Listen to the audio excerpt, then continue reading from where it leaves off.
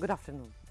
A new and volatile chapter is unfolding in the Caribbean as Washington tightens its grip on Venezuela with escalating maritime strikes, tightened financial pressure, closed airspace, and a growing regional diplomatic push. The crisis has slipped into unfamiliar territory. A rare phone call between Donald Trump and Nicolas Maduro briefly suggested the possibility of dialogue, yet it exposed how far apart the two leaders truly are. The US maintains it is exhausting every non-military tool before taking a harsher step. Caracas vows it will never accept what it calls a slave peace, even as whispers of negotiated exile circle the presidency. Now the question looms, so where is this crisis heading? And is the United States strategy pushing Venezuela towards a negotiated exit or forward a new phase of confrontation? Welcome to In Depth.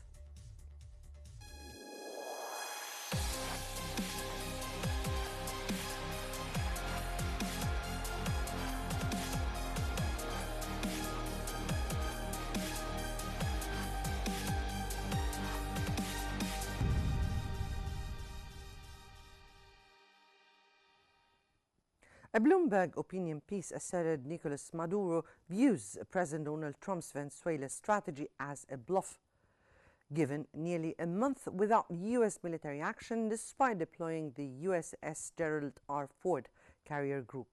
The article highlights escalating pressures, including a $50 million bounty, ultimatums, and no-fly zone threats, yet no endgame to uproot Chavismo, allowing Maduro to endure. This inaction amid high costs signals to Maduro that Trump lacks commitment for invasion. Trump's recent call with Maduro and offers of safe passage were rebuffed, with Maduro demanding immunity and military control. Analysts note risks to U.S. credibility if forces withdraw without achieving their own goals, echoing past maximum pressure failures. Diplomatic overtures like Colombia's negotiation proposal persist amid stalled threats.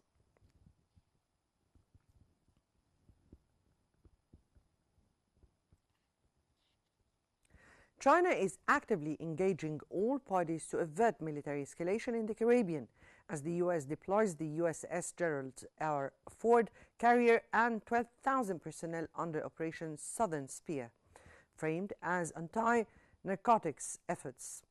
According to South China Morning Post, Foreign Ministry spokesman Lin Jian opposed actions breaching UN Charter principles or Venezuela's sovereignty, rejecting foreign interference in its affairs. This follows a rare Trump-Maduro call and U.S. pledges for land strikes against Venezuela-linked drug operations. Beijing's support underscores its strategic partnership with Maduro amid heightened U.S. military presence, sparking Caracas' warnings of unprecedented threats. China urges preserving Latin America as a peace zone, signaling diplomatic pushback without direct confrontation.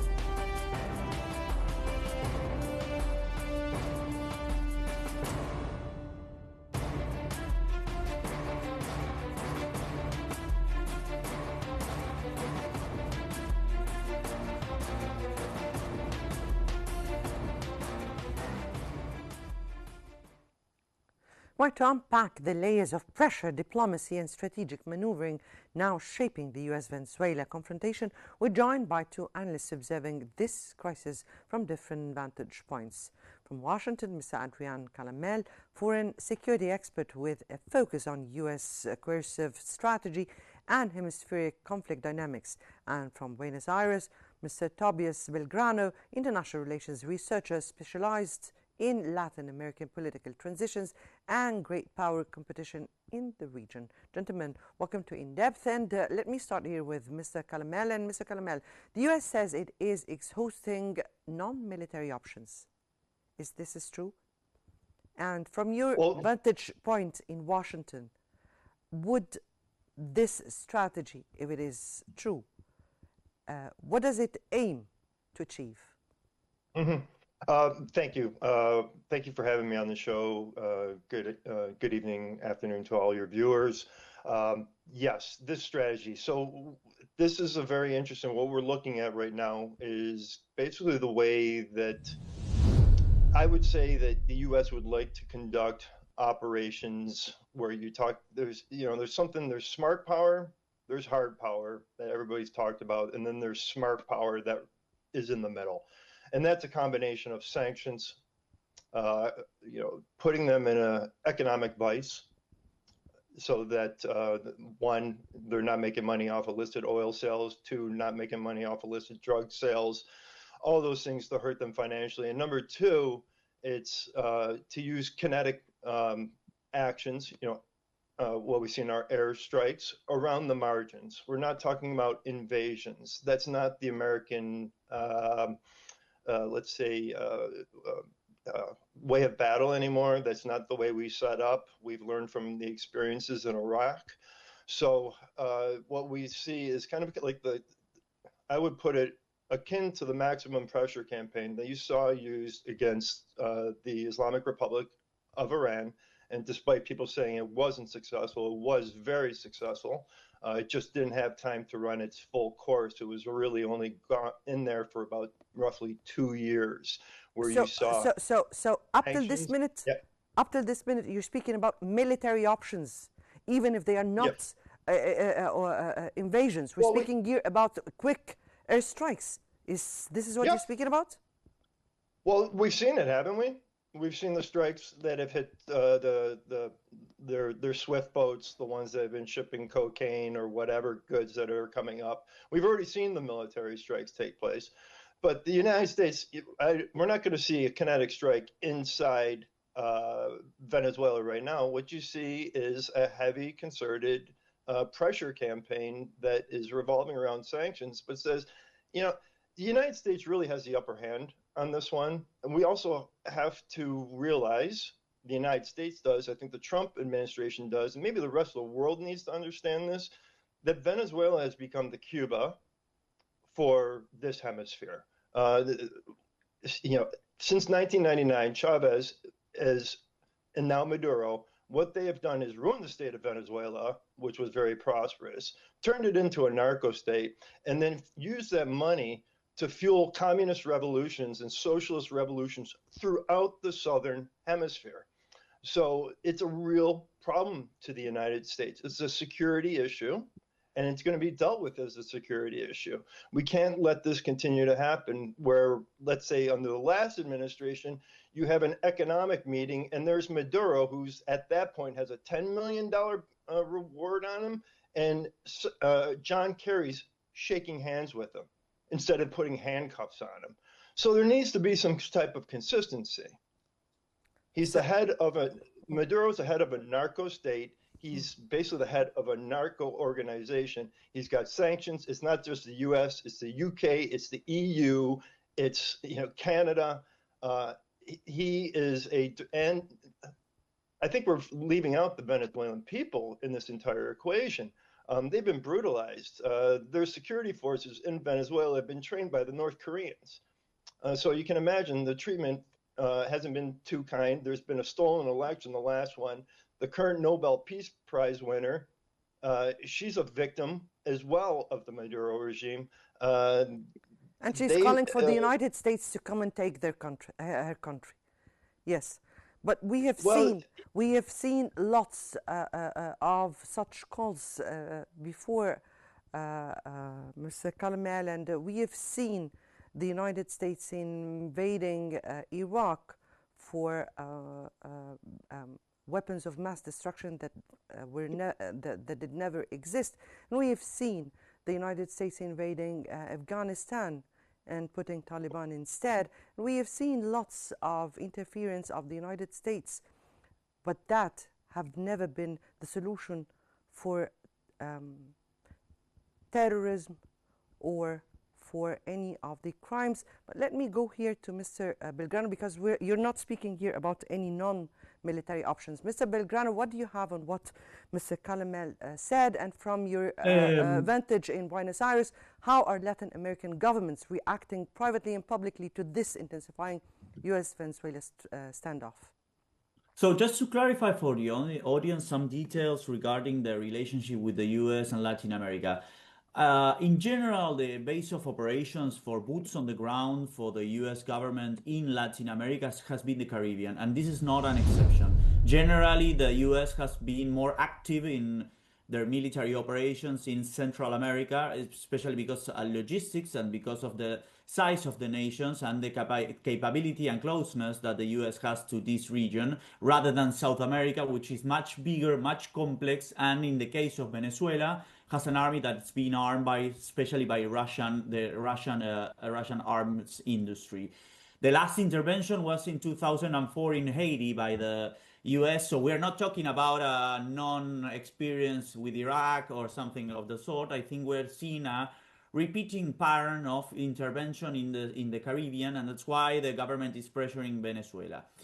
That's in the first as a first point of view. The second issue to understand is that initially Venezuela was a voted government, and they didn't promote any socialist revolutions in the south. Many governments were voted in those periods and were legitimately voted, despite many times the US was not in favor of those governments. But there were no socialist revolutions. They were elected governments, which many of them were unelected afterwards, like in Argentina, like in Bolivia, like in Brazil, and like many other countries in the region. And that's why right now, especially because of the abuses of especially the Maduro administration, right now, and I agree that Maduro and by the end of Chavez has transformed Venezuela in a narco state, especially after the oil crisis in 2014 and the economic crisis of Venezuela of 2014, the resource of expanding narco traffic by Venezuela and negotiating with guerrilla warriors of Colombia and to promote narco traffics has been a strategy of the Venezuelan regime to escape sanctions economically. But I don't agree that it was the same all the time. Right now, the Maduro regime was not trained by the North Koreans. They were trained by the Cubans in their intelligence system, that it's the G6, if I'm not mistaken. So I think that Venezuela right now is suffering the pressure of the US government because they want to pressure Maduro, but I don't believe that the US is going to take military action on the ground, especially because of what I was saying at the beginning. But I think this pressure that the US is exerting over Venezuela right now has to do with security reasons, which is the close alliance the Venezuelan regime has with Iran, with Russia, with China, especially with Russia and Iran, because in the recent years China has stopped the flow of a lot of investment. And however, there are also signs that show us that the US is not going to fully intervene in Venezuela. Last Monday, Bloomberg informed that Chevron, that it's the oil industry, the oil company from the US that operates in Venezuela, and it's the only company operated that it's allowed to operate in Venezuela, was allowed to send their workers back to work in Venezuela, despite the risks of the potential invasion that it's moving around. So I don't believe, in general, because of logistics, because of the history of the relationship with Latin America and the US, and because of the level of prolonged intervention that can mean for the U.S. government and for the U.S. military in Venezuela that the military action is going to take place. I do believe that there's an exerting and increasing pressure on the Maduro regime to concede on many concessions that the Trump government is pressuring on. And I particularly had the opportunity to talk with a lot of Venezuelans that are right now in Caracas, and they are against the Maduro administration, which are saying that they are very worried that nothing might happen, because if nothing happens, probably after this pressure of invasion, probably the regime will get a little bit rougher in repression and in persecution of the opposition. So many opposition leaders are very worried of this of the possibility that there's no regime change in Venezuela. But I personally don't think that the U.S. is going to military intervene Venezuela to cause that regime change. Right. Mr. Calamel, how significant is a decision by the U.S. Senate to block the War Powers Resolution? Would it represent a red or green light for unilateral military action? Well, I don't think this falls under the War Powers Act because we're not at war with Venezuela, as our other guest was saying, and he put it I put it correctly. You're not going to see a direct military intervention, and I think there was some miscommunication with what I said before. I'm not just talking about military options. That's not what I'm saying. That's not what I'm saying at all. It's smart power. It's a combination of sanctions, putting the economic vice on the regime so that it collapses. That's one option. And making sure that it doesn't act out in the margins around the areas. So just to give you an example of that, with the maximum pressure campaign against the Islamic Republic, it was economic sanctions being enforced. Okay, they have to be enforced, the sanctions, they're only good as that. And then the kinetic actions were taking out Soleimani and Mohandas at the Baghdad airport when they were planning to overrun the U.S. embassy. That in Iraq, in Baghdad. That's how you run a smart power campaign. It's not boots on the ground. It's not going in, overthrowing the government, Grenada, and then Panama type situation. You're not going to see that. It's changed. We've changed. We understand that that's not the way forward. That also is not the way to get to a reasonable conclusion, and it just draws things out. Your other guest made a very good point that, Maduro really does have to go, because what we've seen from tyrannical regimes like this is that if they don't go, they get a little bit of life, they crack down on the population that much harder. We see it around the world. We see it in the Islamic Republic of Iran. We see it in Iraq, in Yemen with the Houthis, you name it.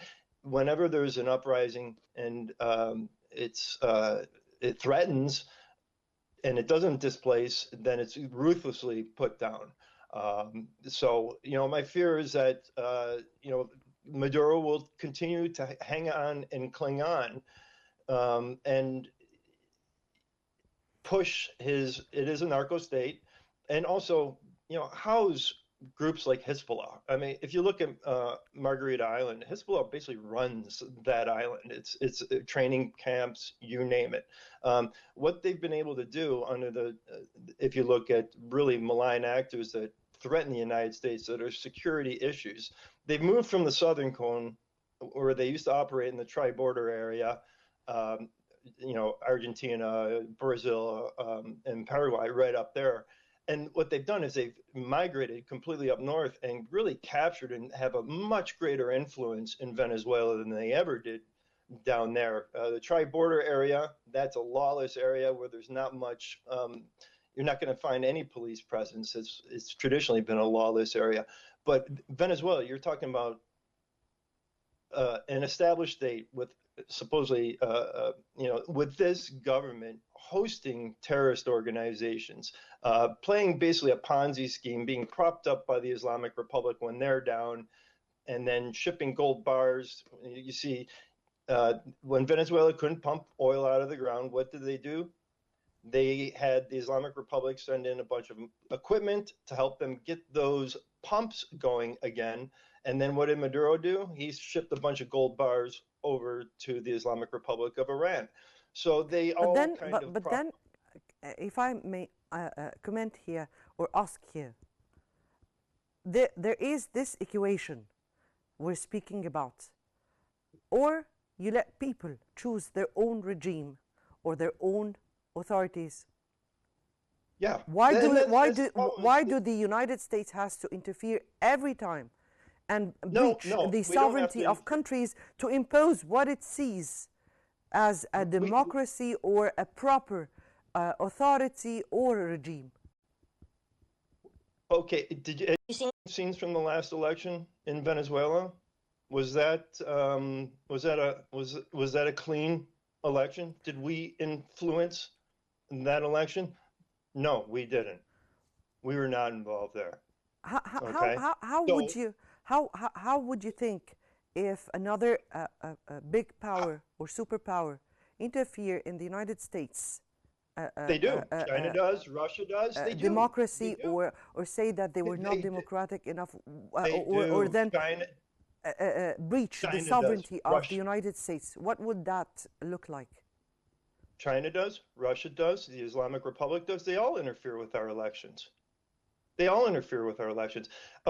My question is, how would you feel if you had lived under 25 years of tyrannical rule, and unless you were a card-carrying member of the Chavistas, you were repressed? That's not a society. That's no way to live. Venezuela is a bankrupt narco state, and when leaders aren't accountable to the people, which they're not because they're not having fair elections, then the people need help to rise up against that. At least we're not putting guns in their hands. We're just taking away the monopoly of violence that the Maduro regime has with his repressive forces to put down peaceful protests, to put down but so far, to put down all these things. We're not seeing U.S. boots on the ground. But the constructive chaos work. I'll get back to you, Mr. Colomel, again. I'll get back to you. Mr. Belgrano, what international law and regional norms are at stake if the U.S. launches strikes? Or, you said that there would be no invasion here, but what would be the reaction from neighbors and multilateral organizations, do you think? Okay, just one small detail to reply something that was said before, but just give me just a second. I understand what my colleague is saying about the need. I mean, why the U.S. is intending to intervene, because basically it's at risk for the national security, because there are a lot of operations of terrorist organizations like Hezbollah or like Iran or like other countries which are hostile to the U.S.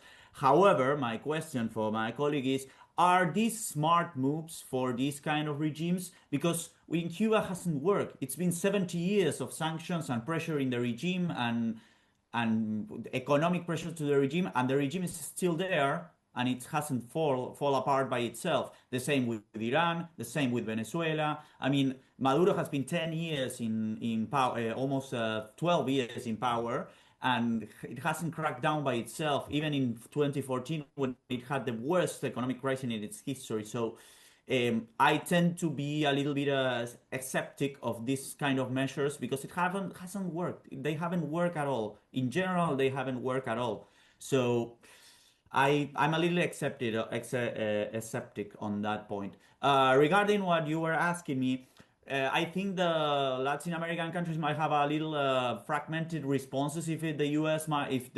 invaded Venezuela. Especially Brazil would be the most hostile. Brazil and Colombia might be the two countries that might react most hostilely to a U.S. invasion, especially because Brazil is a neighboring country of Venezuela, and having a U.S. intervention in its territory might be something that might risk its national security or might generate pressures. Lula da Silva is trying to interfere between these to make a bridge between Trump and Maduro. Furthermore, Colombia, its neighbor, and the main reception of the Venezuelan migrants would be one of the most hostile also to a U.S. intervention, because of ideology and because of the problem that a U.S. invasion might generate or cause more struggles with the migrants that are around Latin America from Venezuela, because potential war scenario might generate a lot of migration, more migration, and we are having a lot of countries which have been very hostile with the Venezuelans in the region. But however, countries like Argentina, like the potential new government in Chile, or the Bolivian government, or the Bolivian government would really support this pressure against the Venezuelan regime, especially Argentina, that it's very aligned with the with the Trump administration. Mr. Kalimal, getting back to you, and could you outline the legal and ethical implications of these strikes under the international law, especially in light of claims that many of the victims were fishermen accused without public evidence? These military strikes are being taken out by our, by the United States Air Force based on great intelligence. These are not, I don't see many fishing, these aren't fishing boats. We can take these reports. I'm going to call this baseless claims, and I'd rather not respond to them. This is Venezuela. They're going to continue to send out these boats. Shipping boats, fishing boats don't move at that high speed of rate. They just don't. So this is, this is according to the U.S. intelligence, right? We don't want to stick our foot into a bear trap, so to speak. And I'm one of the people that said, okay, when we looked at Mexico and put the cartels on the FTO list, I was one of the people who was saying this is kind of a dangerous precedent, because it does give what happens if the United States decides that military intervention is needed in Mexico? The same applies here in Venezuela. It cannot happen with the boots on the ground, but you have to understand, when the United States is carrying out these airstrikes, and they've been really relatively limited, Venezuela, Maduro's probing to see what can get away with, and the United States is responding. We're climbing an escalation ladder. We'll see where it goes from there. We'll see really where it goes from there. But we're speaking also about airstrikes that would hit civilians and people. These aren't civilians. These are drug runners. This is according to the U.S. intelligence, but you wouldn't know when you make airstrikes where the airstrikes would really hit. I'm talking about active airstrikes that have been happening on the ocean that have been hitting drug runners. Okay, these are not civilians. Civilians have never been at risk with these. I'm not going to listen to the Venezuelan press, because that's propaganda. Okay. Of course, this is your own perspective and vision to the situation. And of course, according to the U.S. intelligence reports, definitely. Mr. Belgrano, how is Maduro using regional diplomacy to counter Washington's strategy? So right now, Maduro is very isolated in the region. We have to think about Maduro as my colleague was saying, it's the 21st century Cuba, because of the level of repression that the Maduro government has on the civil population. Of course, that's something that is not debatable in general terms. Of course, the election was very fraudulent, according to many analysts globally, and many people that are even journalists that are based in Venezuela. So Maduro is very isolated from the region. It has its friends like in Nicaragua, like in Cuba, but those influences are not helping that much right now. I would think more that Maduro is playing his international cards, like China, and the recent claims that the Chinese government has had against the U.S. intervention in Venezuela. Russia, it's a card that it's not playing that well, especially due to the current context of Vladimir Putin and the war in Ukraine. So Venezuela is kind of isolated right now from the rest of the world. And one of the recent allies he had that was Bolivia. It's been changed the government. There's a new government in Bolivia that it's more aligned with Mr. Trump. Right. Mr. Adrian Calamel in Washington and Mr. Tobias Belgrano in Buenos Aires. We thank you both, gentlemen, for your very valuable insights and for being with us in this episode. This brings us to the end of today's episode.